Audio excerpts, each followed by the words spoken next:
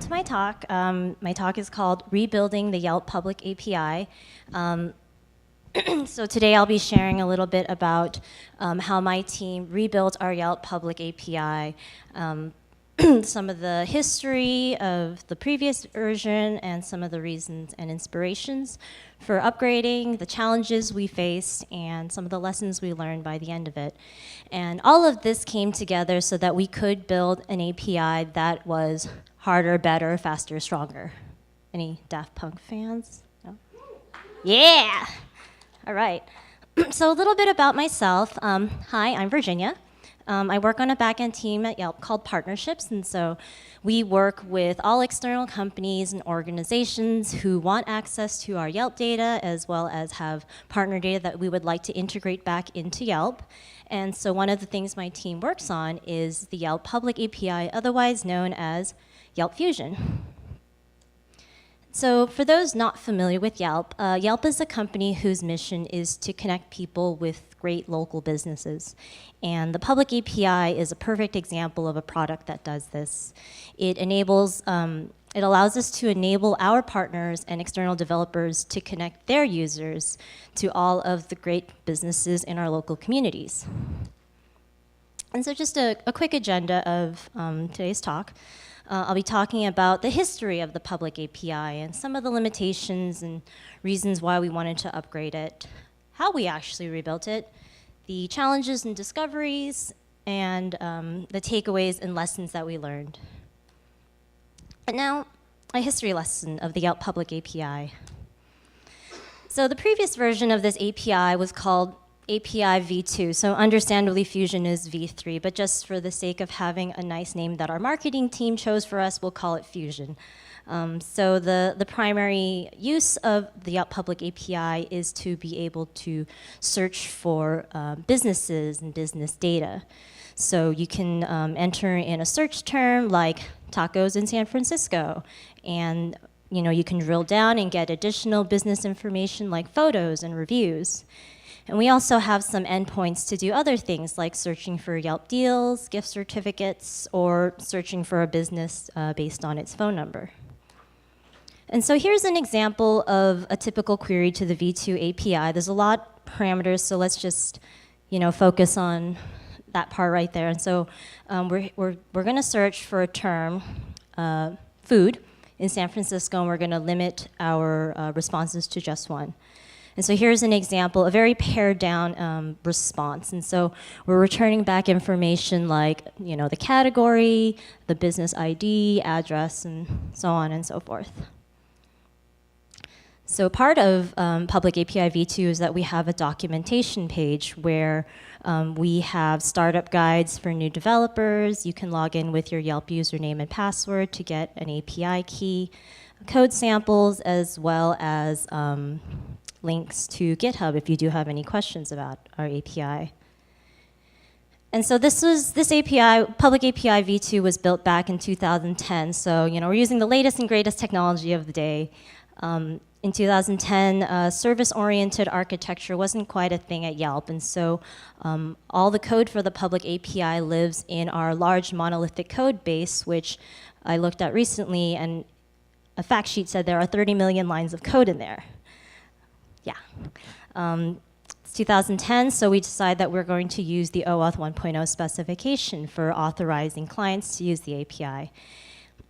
And we're also imposing a 25,000 hits per day per client rate limit.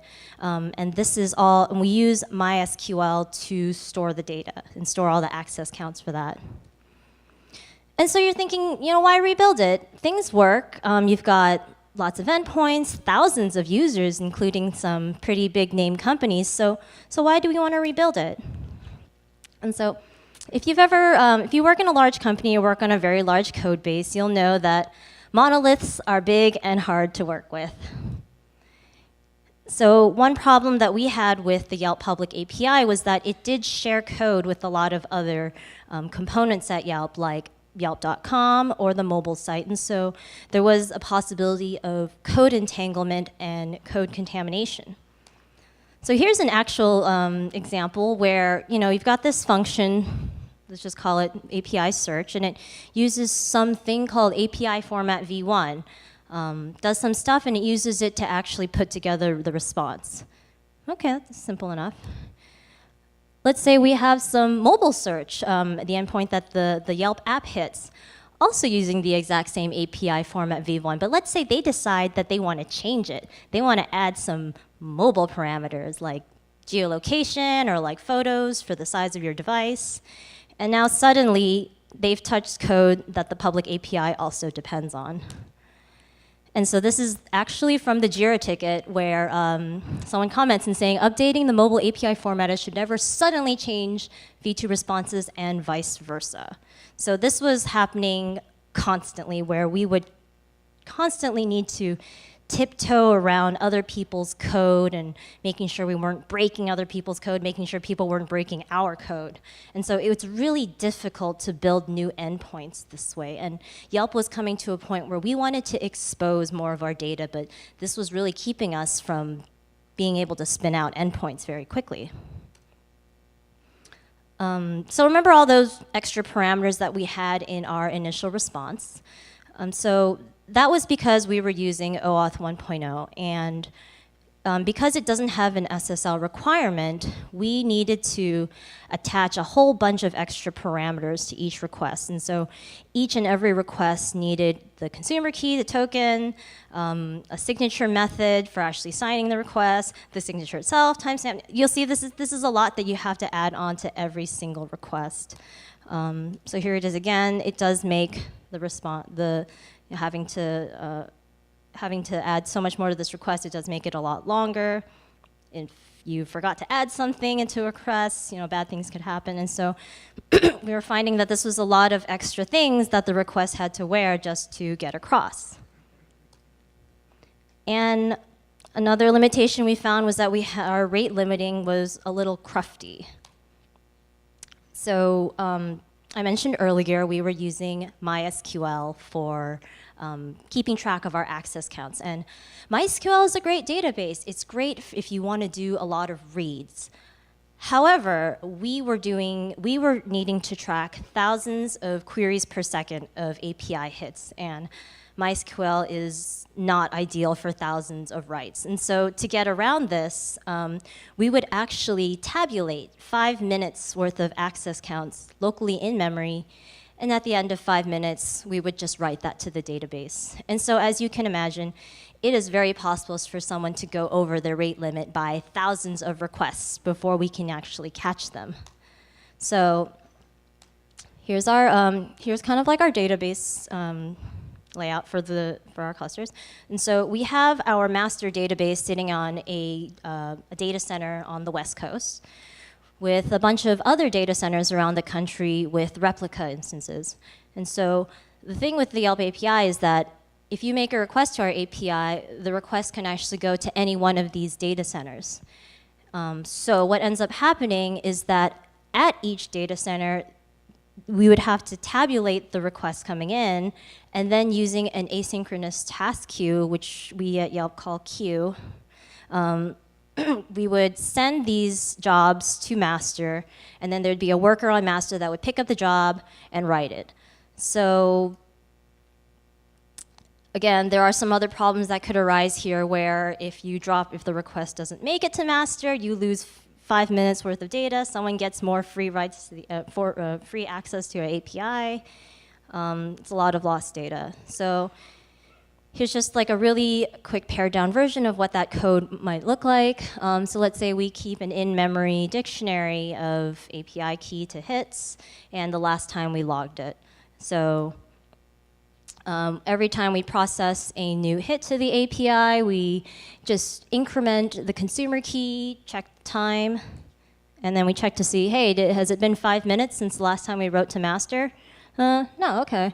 So let's write to master the dictionary, and let's clear our counts and clear the last time written. So this was an extra step that we had to take just to make sure that all data centers were correctly tabulating all the API hits. Kind of unnecessary to have that extra logic there. So at this point, we've got a few good reasons why we want to upgrade the API. It's 2015 at the time. Service-oriented architectures have really taken off at Yelp. Anytime we want to build a new feature, we build it in a microservice. OAuth 2.0 specification has also been out for a good 3 years now. And there are a lot of really great new databases that we can use that might actually fit our purpose a little better.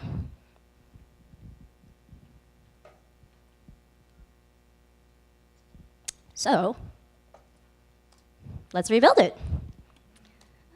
So the first thing we want to do is to port our code to a service. And so at Yelp, we have actually built our own platform as a service called Pasta. It's open source, and so you can actually go to GitHub and play around with it. But what Pasta does is that it comes with a lot of really nice things, like Docker to have containers, Jenkins for continuous integration, Smart Stack for service discovery, and the ability to auto-scale the number of instances of your service based on the amount of traffic. We also use Pyramid at Yelp, and so having this, we use Pyramid for our new microservices, and so having this nice minimalist framework that we didn't have to build ourselves means that we can actually create new endpoints pretty quickly. And then I mentioned Docker containers. So, our service runs in a Docker container. We can run whatever version of Python we want. What do? We run Python 3, yay! And so what this does is Python 3 gives us a lot of advantages, but two big ones are that there are significant memory savings because Python 3 just has more memory efficient Python objects. So memory savings, less resources, good for the company, good for our pockets. Also, Unicode is used for all strings, and so Yelp is launched in over 30 different countries, and we support 12 different languages, and so you can imagine, languages and Unicode popping up all over the place, like Jose's House of Xiaolongbao or something like that. So every string in Unicode means that we don't have to worry about having to decode or encode strings anymore, and we just return them back to you. And so we decided to use services. Great. Why don't we use 3? Because 3 is clearly greater than 1. So we decided to break up our public API into 3 different services. The first is just a public API service where its only responsibility is to serve API requests. We have an authorization service, which is used to store client information as well as manage tokens. And the cool thing about this service is that this was actually written a few years ago on a project that my team had worked on. So really handy to be able to reuse code. Also, a documentation page. So this one's a dedicated front-end service whose job is only to display our documentation pages as well as do account management. And so you can see there's a clear separation of roles here where the public API service, because it doesn't have a front-end component, it actually builds really fast. If we want to push code to production, it only takes 5 minutes versus the documentation service, because it has to do all sorts of front-endy things like render HTML, compile JavaScript. That takes 20 minutes. And so if we want to really quickly deploy changes to our public API, having it in its own service without front end is really nice. The OAuth the authorization service, because it stores client information and access tokens, means it can be agnostic to any service. And so this is actually, like I mentioned, this was code that we had written before. We can use it again, and it's actually going to continue to be used again for some other services at Yelp. Again, completely agnostic to who's using it. And finally, a documentation service, because all it does is serve front-end pages, it doesn't actually have a database. If it needs to gather any client information, it can just query from the authorization service. And so how does this all kind of tie in together? So let's say we have our client who wants to make a request to get some additional information from business 12345. And so with every request, we actually issue an access token to each of our clients. And they can actually just put this in the header of their request and hit our public API. And so what we do is we strip out the access token and we send it to the authorization service to say, hey, is this person authorized to use our public API? We get a response back, yes, they are. And so the public API service can now talk to downstream services to retrieve things like business information, photos, and reviews. And then the public API service aggregates all of that data, formats it, and returns it back to our users. Oh, I feel like I just got really loud. So how does the documentation service play into all this? And so if a user wants to just retrieve their client information, what was my client ID again? They can go to yelp.com/developers, and the documentation service will query the authorization service to retrieve things like client ID, what your name was, your company name, and then renders back our documentation page and client management page. And so this nice separation means that the documentation service can't break the public API. Public API can't break the documentation service, because this actually has happened where a logic change to the public API brought down our entire documentation page. So remember how I mentioned MySQL earlier and how we have multiple data centers and an overly complicated way to sync all of that access counts together? We decided to address that by using Cassandra. And so with Cassandra, it is a distributed database system where if you write to one node, it subsequently will write to all other nodes in the network. And so your data is pretty much always in sync with each other. And so what this means is that we no longer need to have some complicated 5-minute batching reading. And so we can actually shut down somebody who's getting close to their limits in 1 or 2 requests versus the thousands in V2. And so using the right tools for the right jobs, we no longer need to use an asynchronous task queue to write back to master. Another great thing about Cassandra is that it actually has an asynchronous incremental counter, which is a special column that just increments up by 1 whenever an event occurs, in our case, an API hit. And this worked perfectly with what we wanted for rate limiting, and it all came for free just by using Cassandra. And so it's 2015, latest and greatest technologies, awesome. And so we were able to actually add all of this functionality into that authorization service using an open source Cassandra library called Cassandra Driver from DataStax. And so if you're wondering how we used it, Cassandra Driver. Another thing that we did for our public API is that we actually had a pretty extensive beta testing period. And so beta testing is great because it catches all the bugs that you didn't. So when you're in beta, it's assumed that you could make backwards incompatible changes. One thing that we had to do was change our endpoints to take plural names. So instead of v3/business, we changed it to v3/businesses. And it was okay because we were in beta. We have a pretty limited audience. And so we had two betas going on. We had a private beta with our partner companies, and then after that, we had a public beta through GitHub. And GitHub was actually a really great place to do a public beta just because we were already using GitHub to host our public API code samples. This is the place where people message us, or we have a forum for raising bugs, asking questions, percolating up feature requests. And so this was all really conducive to having a very nice technical public beta. So it wouldn't be software engineering without some challenges and discoveries along the way. And so one of the first challenges we faced was deciding what features we wanted to carry over from V2. And so the goal here was to maintain as much parity as possible with V2. And so that meant having to look back at our endpoints and see, is anybody actually hitting these endpoints?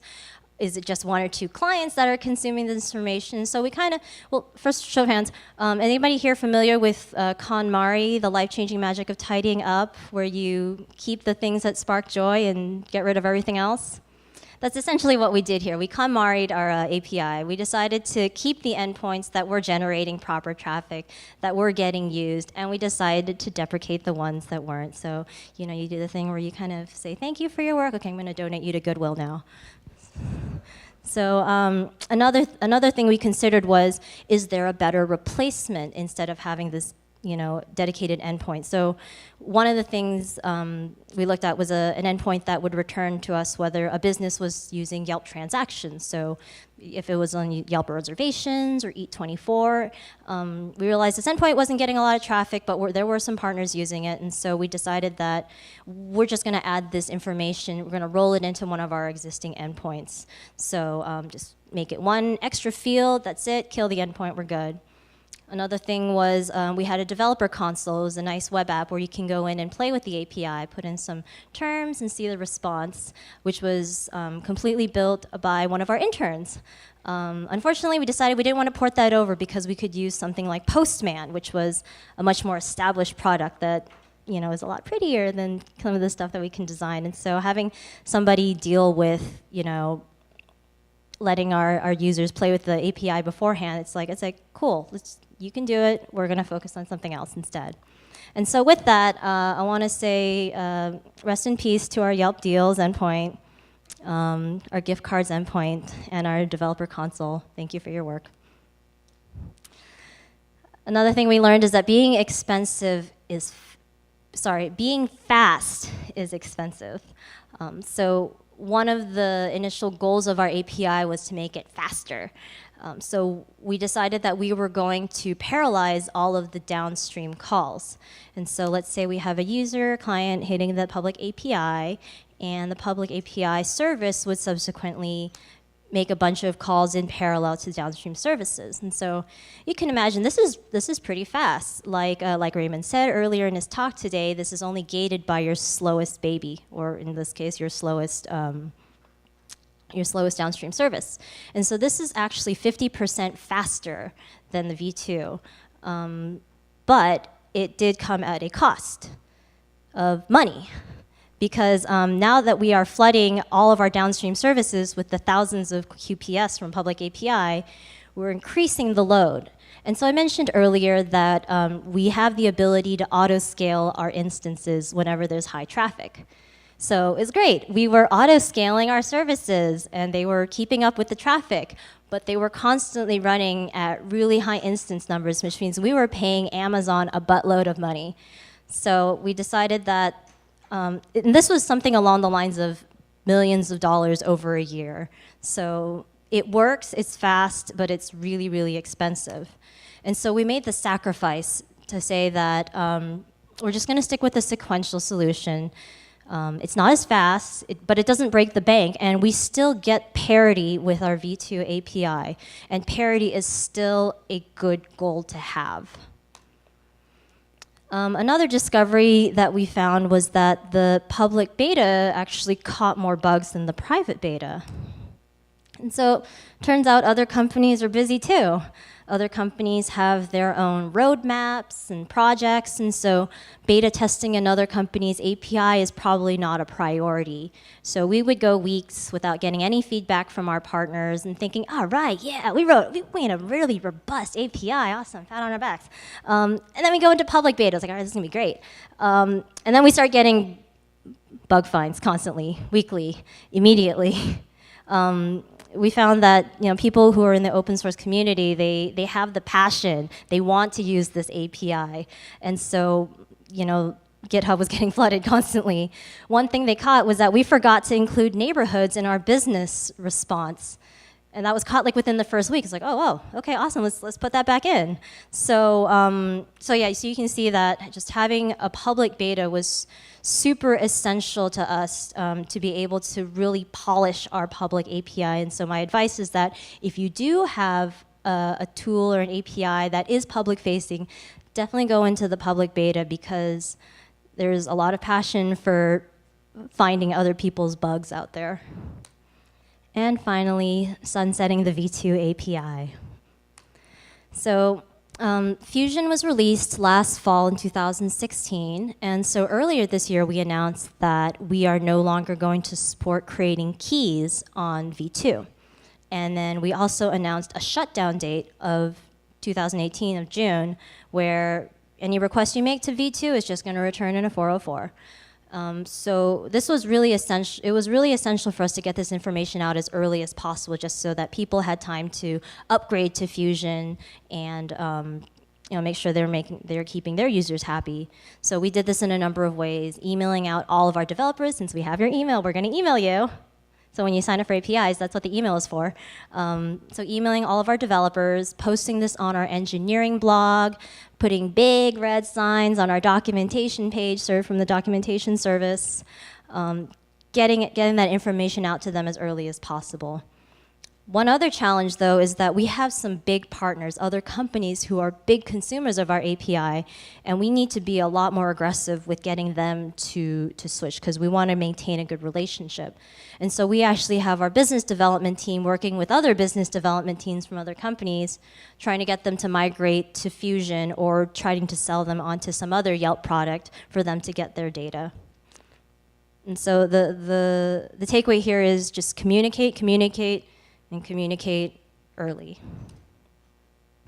So this was a year-long project from design to public release with beta and implementation in between. And so it wouldn't be without its takeaways and lessons. So what we realized is that it was all worth it. All of the planning and bold moves and deciding that we might actually make our company go bankrupt, but learning not to do that, it was all worth it. So one of the key results that we wanted from rebuilding the API was to have fast endpoint creation, which we got because we were using newer technologies. We weren't having to use our own crufty code for building endpoints anymore. We are able to spin up a new endpoint in a matter of hours versus something that used to take days. So lots of engineering time saved. And this is another testament to being able to save time is the separation of our services into those 3 different services so that we can work on components independently and we don't have to worry about different services or different components breaking each other. And finally, being able to use our microservices platform. It came with so many great niceties that we continue to use, such as like logging, monitoring, that auto-scaling feature, which almost bit us in the butt, but in the end, it's still good, and deployment. And so being able to use the latest and greatest technologies really allows us to build Fusion to be harder, better, faster, stronger. Another takeaway is that beta programs are awesome. Developers out there, you guys are all awesome. And so we're going to continue to use your awesomeness, and we actually have an established public API beta program where you as an outside developer can sign up and start using some of our API endpoints that aren't out fully in production. So some examples is that we actually have a GraphQI API for Fusion, and this has been really well received. Again, lots of GitHub questions about it. We also have a new endpoint for being able to search for businesses, just passing in things like name and address. And so this wouldn't be possible without having really great developers out there who do share our same passion for building a robust product and finding lots of small bugs. And so which brings me back to the developer community. Show them love, because if you give love, you get love. Developers were absolutely essential to our beta program, and we make it a point now to have frequent communication. We actually have somebody who dedicates a few hours a week just to answer questions, address bugs, fix them that week, and percolate all of the popular feature requests, because having this constant feedback loop is just so core to being able to ship a quality product. And so if you would like to play with Yelp Fusion, you can check out yelp.com/developers, where it's hosted on the documentation service. And you can go here and you can create your client just logging in with your normal Yelp username password, get access to our GitHub links to find really great code samples in all languages from JavaScript to Python, and also to sign up for that beta program that I was talking about earlier. And so with that, that is my talk. I want to thank the organizers of PyBay for bringing together so many Python enthusiasts and giving me the opportunity to share with you all a product and a project that's very important to both Yelp and my team. I want to thank you as the audience for attending this talk. I hope this has inspired you to either start using public APIs or even consider exposing your own data in a public API to outside developers. And so at this time, I am happy to take any questions.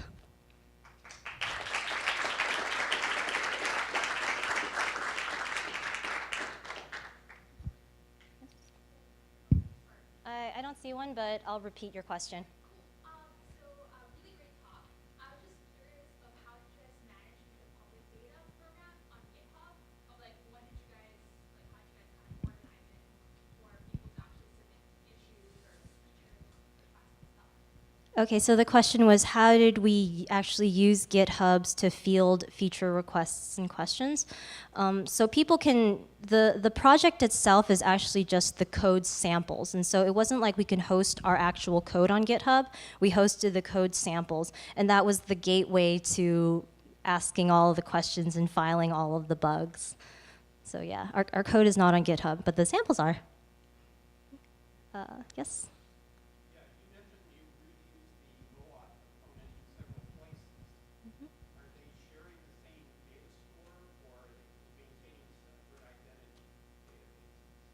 Okay, so the question was for the OAuth service, since it's being used by other components, are they sharing the same identity source?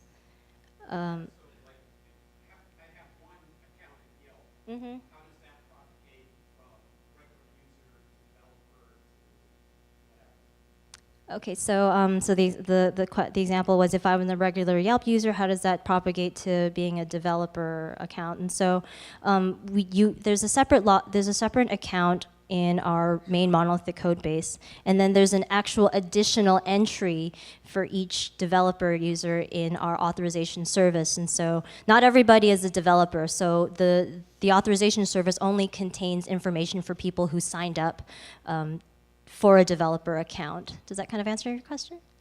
Yeah. Okay, cool. I think there was a question back there. Yes? Yeah, I had a question from like the process standpoint. Knowing how much engineers like to argue about web frameworks, I'm wondering how do you build consensus for Fusion around pyramid and the technology choices? How many people were involved in making those decisions and kind of how that came about? Okay, so the question was, how did we decide to use the web framework that we used? So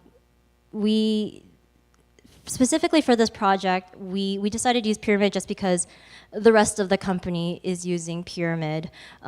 We kind of go through this period at Yelp where if we want to try something new, we kind of have a team, like a core backend team, who kind of tests out, hey, is this a good technology to use? And so we had been using Pyramid for years at Yelp because it is so minimalist. It doesn't even have a front-end component. So we have other services that only, they only serve REST APIs. So they don't need a front-end service. And so this is kind of the design pattern that we have at Yelp, where we want to use something minimalist and then build on top of it. So I'm sorry I don't have a great, complete, dramatic, sword-fighting answer to that. We're following the best practices that have been set by previous engineers.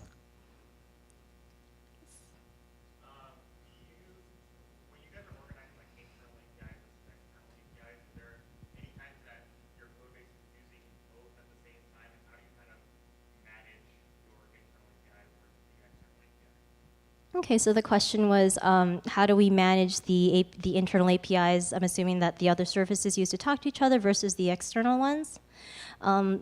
So we do have a separate API that's like where the other services talk to each other. It's actually called internal API.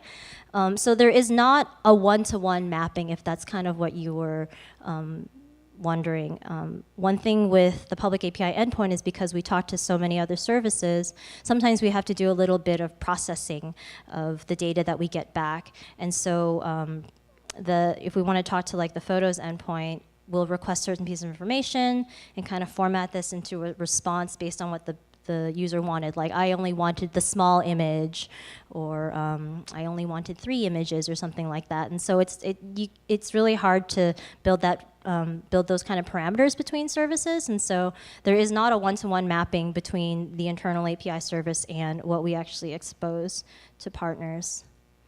Yes?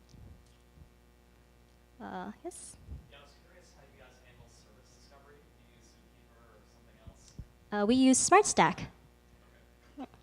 I can't go into too much detail because I think that is beyond the scope of my knowledge, but we do use SmartStack. The GraphQL API, does it leverage the V3 APIs, or does it use something else to serve up the responses? Okay, so the question was, does GraphQL use V3? And the answer is yes. So GraphQL is built into the public API service, and it does talk to the same downstream services as the regular public API.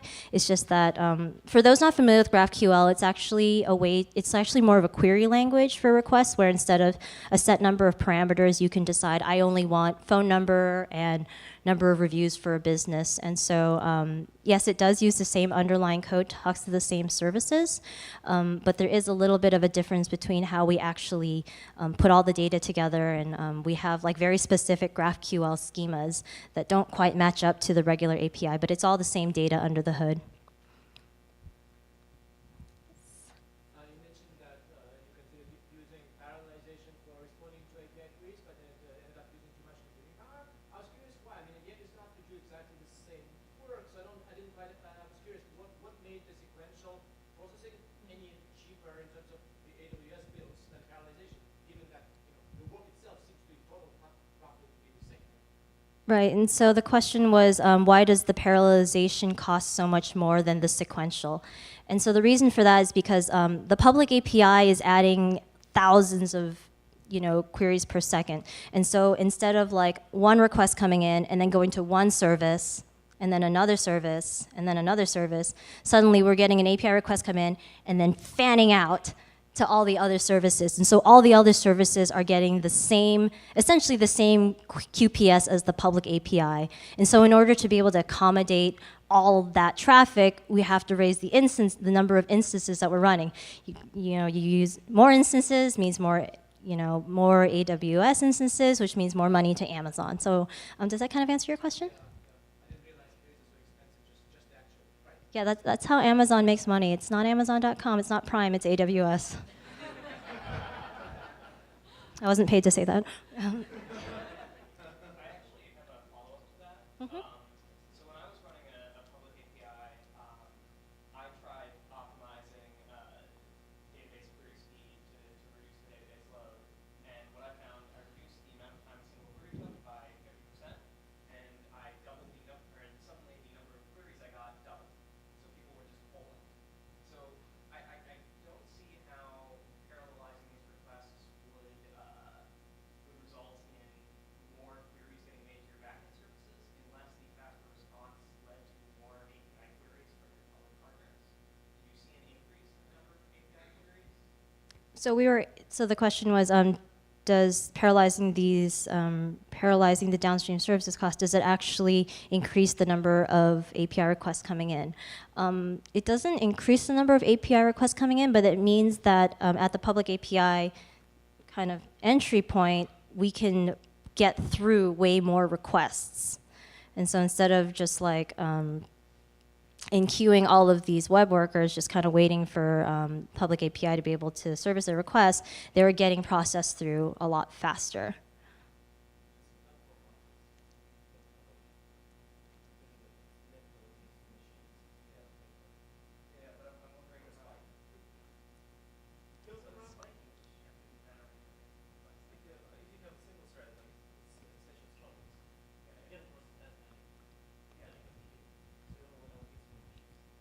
Maybe this sounds like a really juicy conversation. Maybe we can take this conversation after the talk.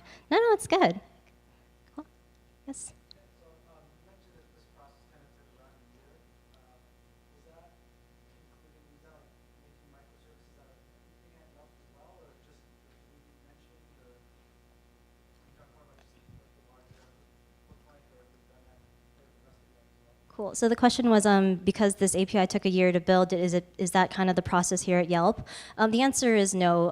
The public API was a little bit of a special snowflake because yes, we do have to build a new microservice, but we also had to build a lot of stuff. We had to refactor a lot of our authorization service as well to fit the public API because it was originally being used purely to service three-legged OAuth for some other project. And so having to, put in the functionality of being able to support public API meant we had to do work on that side we had to do work on that service.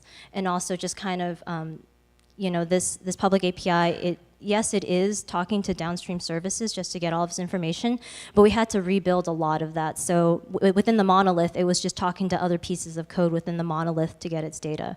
Now we have to kind of scrap that architecture and say, okay, I'm not going to talk to this table to get business information. I have to talk to a business information service. And so having to port that from a monolith to a service takes a lot of time. Yes, I wasn't talking about, wasn't trying to refer to the amount of time that you did. I was just Oh, okay. as the rest of the monolith can also sort of create the full amount of service. Yes. Yes. The rest, it is a goal at Yelp to be able to start pulling things out of our monolith and putting them into services.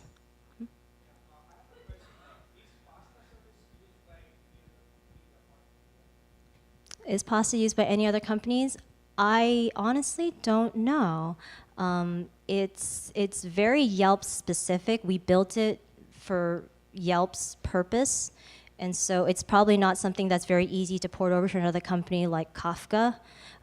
It is open sourced, so I honestly don't know if there are any companies using it. I'm assuming that because it is open source, we do have developers who have, forked it and played around with it. But whether or not there's any companies using Pasta, I honestly don't know. But I can get that answer to you if you're super curious. Yes.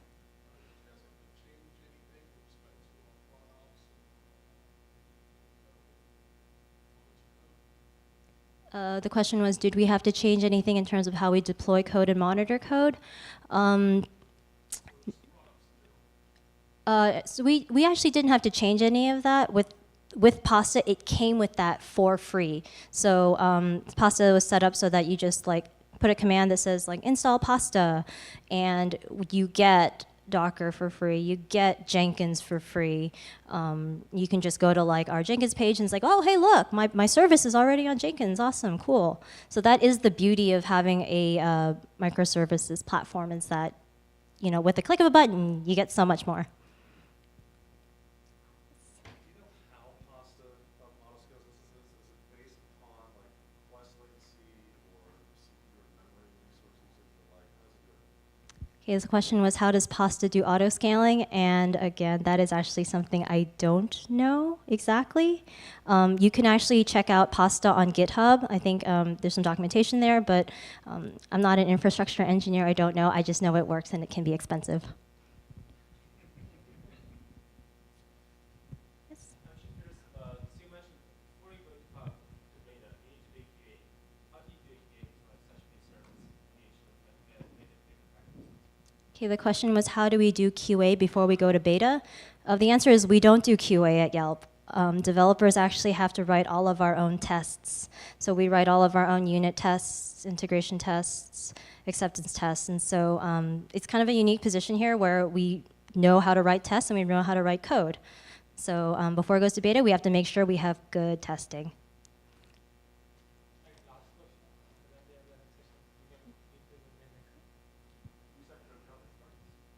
Sorry? You set code coverage targets for testing. Do we set code coverage testing for code coverage targets for testing? The answer is yes, we do. We try to shoot for the high 90s. I know right now that for some of our services, we're not quite at 99%. I saw that we had to bump something down to 97 as we work out kinks. But we do try to enforce a really high code coverage target. Okay, thank you, everybody.